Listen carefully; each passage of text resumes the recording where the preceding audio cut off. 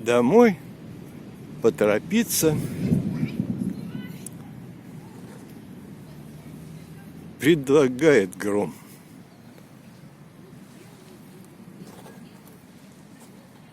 Но пока дождя еще незаметно капель. К сожалению, слава Соломона, что праведник разумный, настоящий человек, на вечном основании одном. Никогда понять не смогут люди, мозги у которых как у цапель.